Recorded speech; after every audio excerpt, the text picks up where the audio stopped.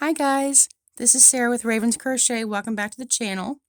I have a new setup here I'm going to try and hopefully this works. Please comment down below if you have any suggestions. If I need more lighting, if I need maybe a bigger table. I have like a white cloth on here I'm using.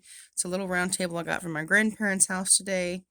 And I've got some sample swatches of the yarn I'm going to use for my temperature blanket.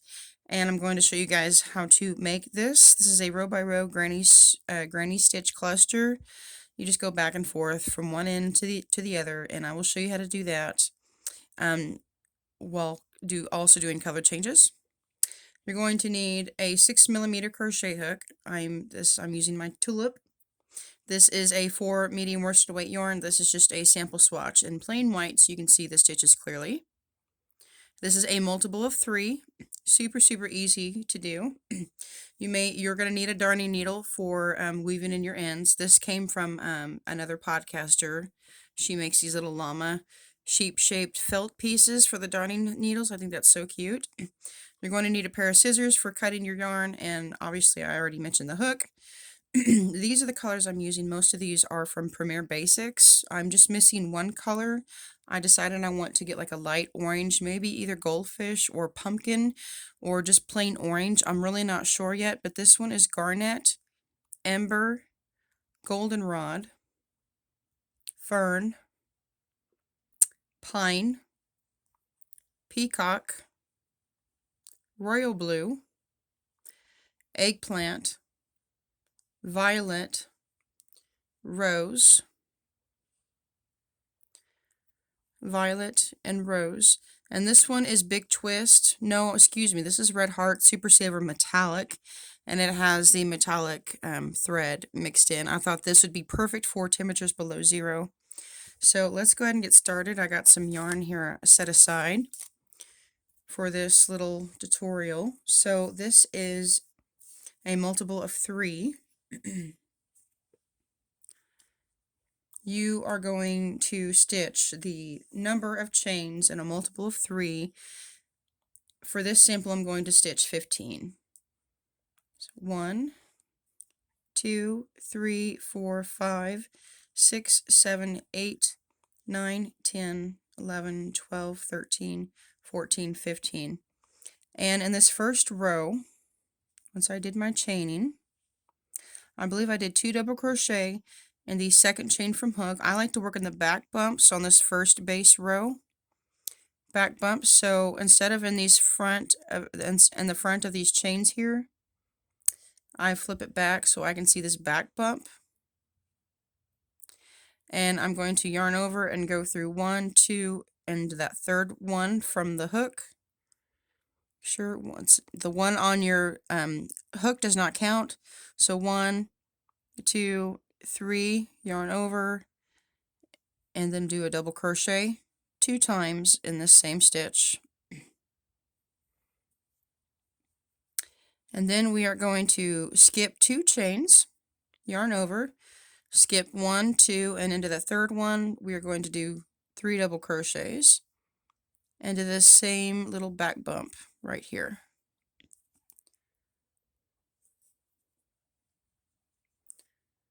So I'm sitting right next to my Christmas tree, and I'm sitting on my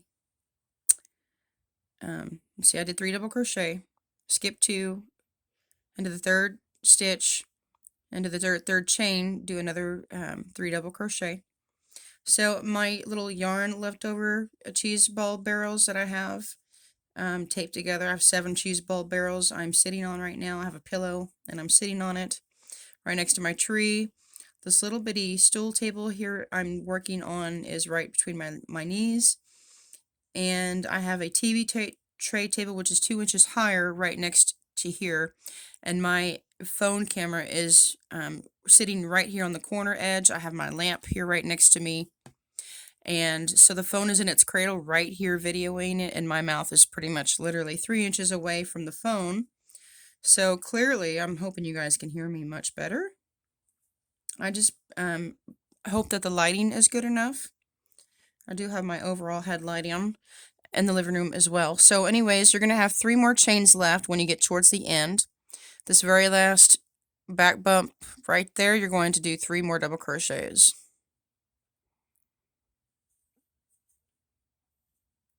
So 1 double crochet,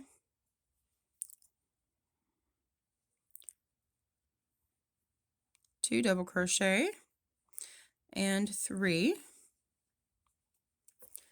So this is what your first row should look like.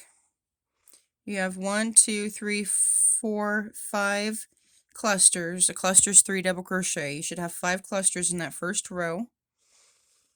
And then we are going to chain 3 and turn our work. This is a 2-row repeat, so this will be the first row. Chain 3 and turn. We're going to skip over these double crochets and work 3 double crochets right here in this spacing, and in every spacing in between all the clusters. Just work 3 double crochet into the spacings. Now when I do my temperature blanket, I'm going to choose a high temperature and a low temperature for each week. And for both the high temperature and the low temperature in every single week, I will be crocheting 3 rows for each temperature. And of course, all of these colors here, I have lines here on the other side. I can use like I can use a marker board, a whiteboard marker to mark on here the colors. And I can keep track of my rows and stuff if I want to with that. So I will be coordinating all 12 of these colors. One's missing until I get the proper orange. But all of these will be representing a certain temperature, and each temperature will be worked 3 rows each, so that the blanket will be as long as I want it to be for the width. And for my width, I am chaining 150 to start, which is a multiple of 3. And again, if you're just following along, my friend, Yarny friend, we are doing a temperature blanket. You're welcome to join us. I'm using all solid colors from Premier Basic. You can use Savor from Ice Yarns. You can use Red Heart.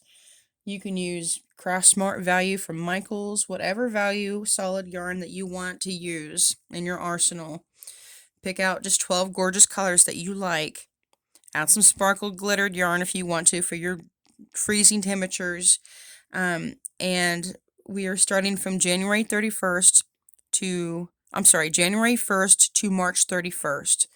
I think that's 17 weeks. Okay, so we're getting towards the end of the second row. You got this last cluster of granny stitches. We are going to chain 1, and we are going to do a double crochet. This right here is where we did our very first cluster from stitching. We chained 15. In the second chain from the hook, I did 2 double crochets. So there's the top here of that chain 2 right there, the chain 2 that we skipped to do this cluster.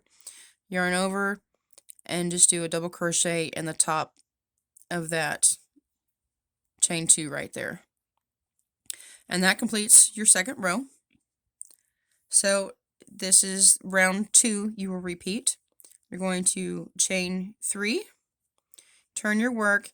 You're going to do 2 more double crochet clusters right here in that space, just right in there. No stitches, just right into that whole space.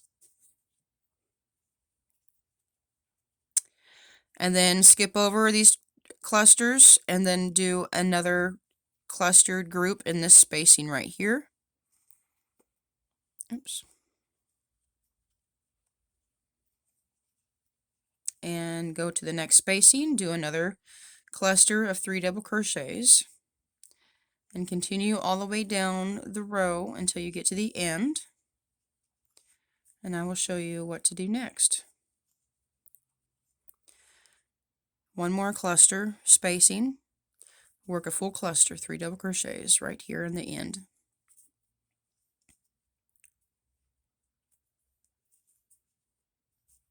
And that is the end of row 2.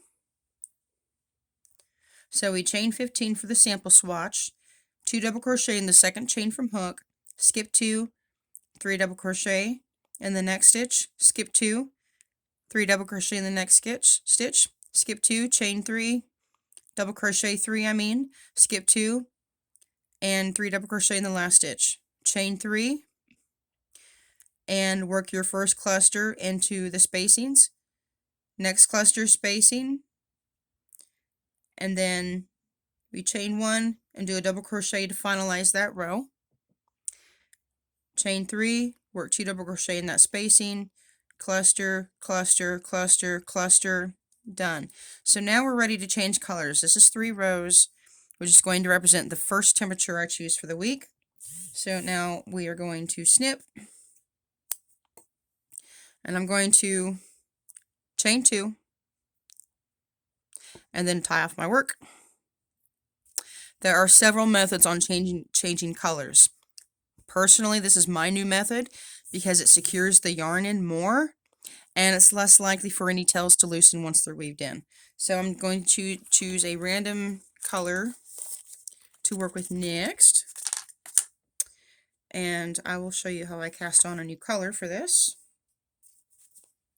And I like doing this method a lot more because like I said, it keeps everything more secure and less likely to unravel and come apart. So I take the yarn, the new color by itself, and I do my slip knot and tighten the loop just a little bit. I still have some space around that hook. I go into right where I left off. I go into the top of this very, very last double crochet right here under both loops. I pull my yarn through and pull the yarn through the slip knot, and now my yarn is secure. If I am able to, I work over these ends, but in this case we're not going to be able to do that. Right here we are going to chain 3, then we are going to work a full cluster of 3 double crochets right here in this little spacing, again in this spacing and in each spacing until we get to the end of the row. So work your first cluster in this spacing here and move on to the next spacing. I don't chain 1 in between my granny square clusters. I never do. That's personal preference. You can if you want to. To me, I don't, because in my opinion it saves more yarn, and it's just a waste of a few more seconds. I just don't. So here, once you have a cluster right here at the end, you need to do something to hop over that to make it level, and it also keeps it from pulling and making one side more wonky than the other. I discovered doing that. So all I did was add a chain 1 and then double crochet into 1, 2, 3, that very last double crochet right there, and then your row is done. There we go. Okay, double crochet complete. I'm going to chain 3, turn our work. 1, 2, 3. Work a full cluster right here. We're going to double crochet twice. Since this chain 3 counts as 1 double crochet, I'm going to do 2 double crochets right here in this spacing. Then we're going to skip over this cluster and work another cluster of double crochets right into this spacing. I'm sure by now you're starting to get the gist of this pattern, but the pattern is detailed on my community page. And in case you need a reminder, I will pretty much leave that pattern and the notes on the community page indefinitely, so you can go back and reference it even well after December 2021, which is pretty much when I posted it. So we're getting to the end of this row. I've got one more cluster to do into this spacing.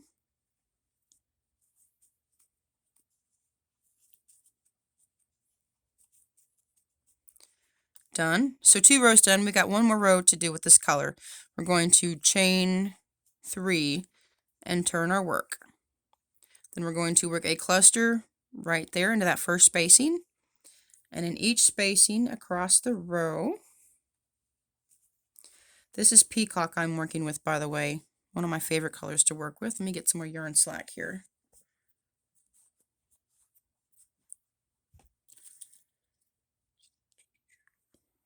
Okay, make some more granny clusters. I like this little table here. I think this is going to be my new little setup for tutorials, Because honestly, sitting on these cheese poof barrels, it's like a little stool, and it's really easy to get up and off on for me, and this table is just perfect. And it will keep me centered as long as I position my camera where this is centered in the screen. I will be able to stay centered for you guys so you can continuously see what I'm doing. So I'm at the end of this third row. Remember, we need to hop over this last cluster, so I chain one and then do a double crochet in the top of this turning loop right here, which would be not this first double crochet, there's a second one, top of the third one right there. And now that's done. And then I cut my yarn, and then I chain two, and that gives a secure knot. Glenda at Creative Grandma does this. I learned that trick from her. And then it knots up right there. Really nice, thin, fine knot. You can barely see it. You can barely feel it. It kind of like squishes inside of the yarn a little bit. And so then you've got your next color to work with, which of course will be easily more blended than these two colors together. There's going to be lots of colors in between, like violet, eggplant, and royal blue in between these colors. So it'll be more of like a rainbowish gradient effect, as you can see here. So anyways, I hope you guys were able to follow along with me. If you have any questions, feel free to leave comments in the description box below. If you have more than 1 or 2 questions, if you need to get more detailed with a message to me, then please email me, ravenscrochet21@gmail.com. That is always in my description box below at the very, very bottom. And my contact information is also in the About Me section on my channel. Thank you guys for watching and being here and bearing with me. If you if you have any suggestions or any ideas on how I can improve this set, I think this is a much better setup than what I have in my dining yarn studio, and it's more comfortable for me. So if you guys have any ideas or suggestions, please let me know. I hope the lighting is good. Let me know if I need more lighting. I do keep this little thing with me, but it's only so bright. It's for a cell phone, but I have a better tripod for my cell phone. It's much more sturdy than this, so I just kind of put this light through it, and then I use it as an extra light. So thank you guys again, and I hope you guys are having great December family time. Truly, this is my favorite time of year, right after Halloween. But anyways, I hope you guys are having lots of great family time and having fun with friends and having Christmas parties. Don't forget to do your Dirty Santa. And oh, I did a Dirty Santa one year. We just pick a random present and then people pass them around, and they get passed and exchanged 3 times. I had the biggest box. Everybody wanted it. Guess what it was? It was a 24 package of toilet paper, and it had a little bitty bottle of poopery spray.